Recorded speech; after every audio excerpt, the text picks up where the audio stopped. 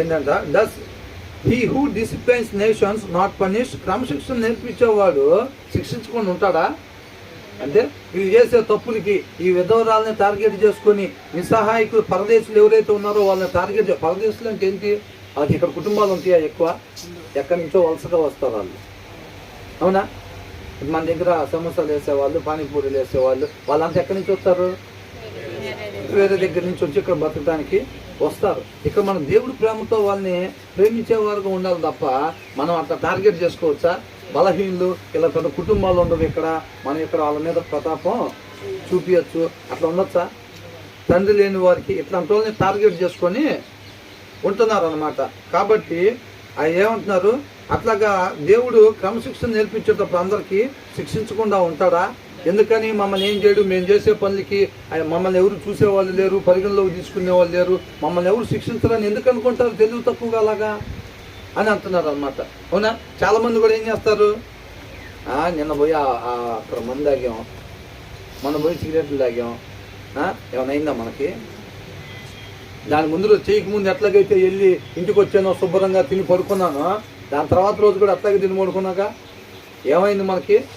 అంటే మనకేమి కావట్లా, అంటే మనల్ని ఎవరు చూడట్లా, మనల్ని ఎవరు ఏమీ అంటలేదు, అంటే ఎవరేమి అనరన్నమాట, చూసేవాళ్ళు ఎవరు లేరన్నమాట, దీన్ని పరిగణలోకి తీసుకునే వాళ్ళు ఎవరు లేరన్నమాట అనుకొని వాళ్ళు ముందుకు సాగిపోతూ ఉంటారు. ఆ ఉద్దేశం ఉంటేనే, అవునా? ఖచ్చితంగా రేపు రోజున తీర్పు ఉంది, మనం చేసే ప్రతి చెడ్డ పని గురించి రేపు మనం తీర్పు ఎదుర్కోవాల్సి ఉంటుంది అని చెప్పి ఎవరైతే నమ్మి విశ్వసిస్తున్నారో వాళ్ళు పోతారు, అట్లాగా వాళ్ళు పోలేరు. అర్థమవుతుంది? ఆ తర్వాత ఏమంటున్నాడు? Does he teachers man kind lakh knowledge అని అంటున్నాడు. అంటే మనుషులకు ఆయనకి ఏమైనా జ్ఞానం పొదువై ఉందా అని అంటున్నాడు. అంటే మిమ్మల్ని పట్టించుకోవాలి, మీరు ఏం చేస్తున్నారు, మంచి చేస్తున్నారా, చెడు చేస్తున్నారా, చెడు చేస్తే మిమ్మల్ని శిక్షించాలి, ఆ జ్ఞానం ఆయనకి ఏమైనా పొదువు తెలియదు. ఆయనకి మనం ఇట్లా చేస్తే మనల్ని శిక్షించాలన్న విషయం ఆయనకి తెలియదు, పాపం జ్ఞానం తక్కువ.